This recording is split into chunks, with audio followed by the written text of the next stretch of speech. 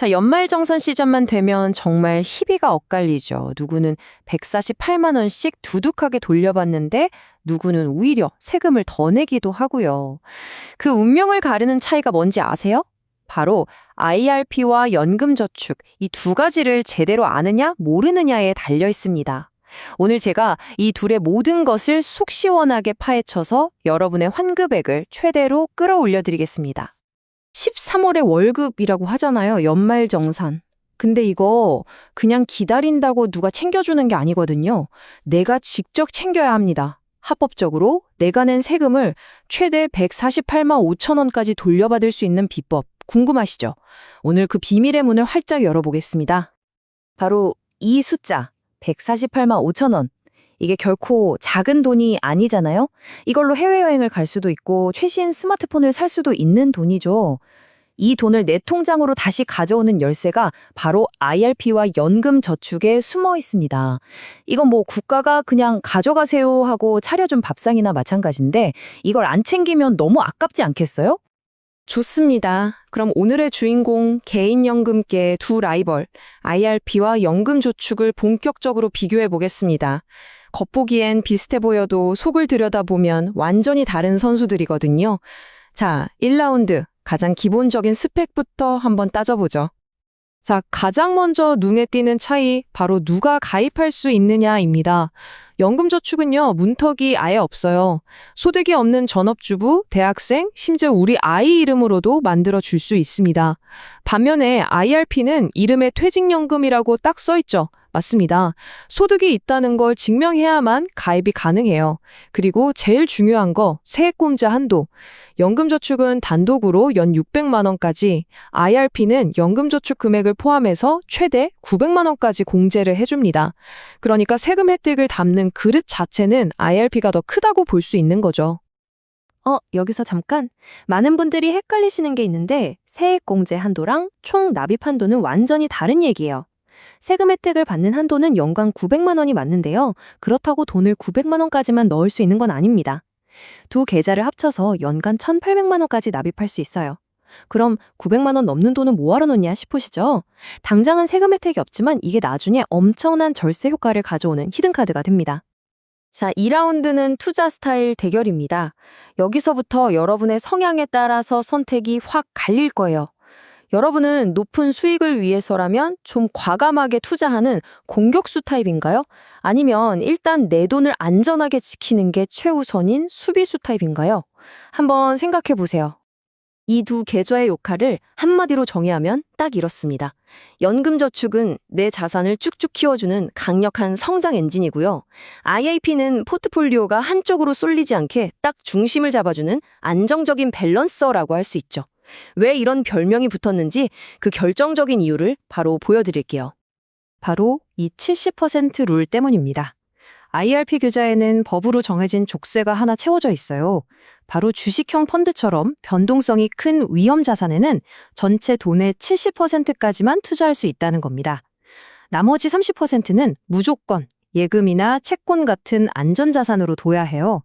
아무래도 소중한 노후 자금이다 보니까 국가에서 너무 위험하게 굴리지는 마세요 하고 안전장치를 걸어둔 거죠. 그런데 연금저축은요, 완전 자유 그 자체입니다.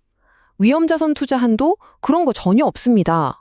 내가 원하면 계좌에 있는 돈 100% 전부를 미국 S&P 500 ETF 같은 곳에 올인하는 것도 가능해요. 장기적으로 높은 수익률을 추구하는 공격적인 투자자라면 당연히 연금저축이 훨씬 더 매력적인 성장 엔진이 될 수밖에 없겠죠. 자, 3라운드는 정말 현실적인 문제입니다. 바로 유동성 대결. 우리가 살다 보면 계획대로만 되진 않잖아요.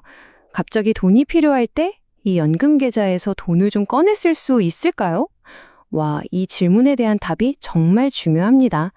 잘못하면 큰일 나요. 한번 상상해 보세요. 갑자기 이사를 가야 하거나 가족이 아프거나 이렇게 예상치 못한 목돈이 필요한 상황 누구에게나 생길 수 있잖아요.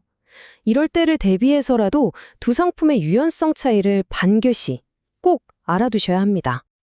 일단 이 무시무시한 숫자부터 머릿속에 넣어두셔야 합니다. 16.5%. 만약 연금을 받을 나이가 되기 전에 이 계좌를 깨버리면요.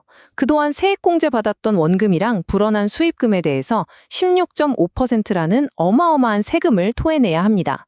연말정산 때 좋다고 돌려받았던 돈, 이자까지 쳐서 다시 뱉어내는 거니까 이건 정말 엄청난 손해죠. 근데 말이죠. 이 페널티를 무는 방식에서 정말 하늘과 땅 차이가 납니다. 자, 연금저축은요. 급할 때 필요한 만큼만 일부 인출하는 게 가능해요. 근데 IRP는요. 어림도 없습니다. 법에서 정해준 아주 특별한 사유가 아니면 일부 인출이라는 개념 자체가 없어요. 돈이 필요하다? 그럼 무조건 계좌 전체를 해지하는 수밖에 없습니다. 와, 이거 진짜 엄청난 차이 아닌가요? 한마디로 IRP는 비상금 통장으로 쓸 생각은 아예 하시면 안 된다는 뜻입니다. 정말 확 와닿는 말이죠. 예를 들어 내가 1,000만 원을 넣어서 세액공제를 받았는데 이걸 그냥 아무 생각 없이 해지해버린다? 그럼 16만 5천 원이라는 내 생돈이 그냥 허공으로 사라진 겁니다. 이렇게 중도해지는 정말 최악의 시나리오이기 때문에 처음부터 유동성까지 다 고려해서 계좌를 설계하는 게 진짜 중요한 거예요. 자, 지금까지의 정보를 모두 종합해서 여러분의 연말정산을 위한 필승 조합을 공개하겠습니다. 여기서 핵심은 둘 중 하나만 고르는 게 아니라는 겁니다. 둘 다를 얼마나 똑똑하게 활용하느냐, 거기에 답이 있습니다. 정답부터 시원하게 말씀드릴게요. 연간 900만 원 세액공제 혜택을 최대로 누리면서 투자 자율성과 혹시 모를 유동성까지 모두 챙기는 황금 비율은 바로 이겁니다. 첫째, 100% 공격 투자가 가능한 성장 엔진 연금저축에 먼저 600만 원을 꽉 채우세요. 그리고 둘째, 나머지 300만 원을 안정적인 밸런서인 IRP에 추가를 넣는 겁니다. 이게 바로 900만 원 한도를 다 쓰면서 두 계좌의 장점만 쏙쏙 뽑아먹는 가장 이상적인 전략입니다. 그리고 여러분, 사실 연금 계좌의 진짜 슈퍼파워는 연말정산이 아닐 수도 있어요. 바로 과세 이연이라는 엄청난 기능이 있거든요. 우리가 보통 펀드 투자에서 수익 나면 15.4% 세금 바로 떼가잖아요. 근데 연금 계좌 안에서는요, 그 세금을 은퇴할 때까지 안 떼갑니다. 그럼 그 세금 낼 돈까지 다시 투자가 되면서 수십 년 동안 복리의 마법이 극대화되는 거죠. 그리고 나중에 연금으로 받을 땐 3.3에서 5.5%라는 훨씬 낮은 세율만 내면 되니까 이거야말로 진짜 숨겨진 혜택인 셈이죠. 그렇다고 IRP가 그냥 300만 원짜리 보조 역할만 하는 건 절대 아니에요. IRP한테는 연금저축이 절대 넘볼 수 없는 독보적인 기능이 있습니다. 바로 퇴직금 관리입니다. 퇴직금을 IRP 계좌로 받으면 당장 내야 할 무거운 퇴직소득세를 나중으로 미룰 수 있고요. 이걸 또 연금으로 쪼개서 받으면 그 세금을 최대 40%나 깎아줍니다. 이건 정말 엄청난 혜택이죠. 그러니까 직장인이라면 IRP는 선택이 아니라 필수인 겁니다. 자, 오늘 나눈 모든 이야기를 이 표 하나로 깔끔하게 정리해 보겠습니다. 가입 자격, 투자 자율성, 중도 인출, 그리고 핵심 역할까지 모든 면에서 명확한 차이가 딱 보이죠? 그래서 우리의 최종 결론은 이겁니다.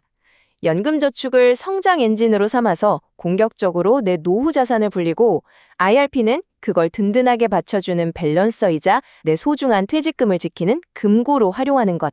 이 조합이 정답입니다. 오늘 저와 함께 IRP와 연금저축이라는 두 가지 무기의 사용법을 완벽하게 마스터하셨습니다. 이제 여러분은 누구보다 현명하게 여러분의 노후를 설계하고 또 13월의 월급을 두둑하게 챙길 수 있게 되셨을 거예요. 이제 여러분의 차례입니다. 오늘 당장 여러분만의 필승 조합을 설계해 보시는 건 어떨까요? 여러분의 성공적인 투자를 진심으로 응원하겠습니다.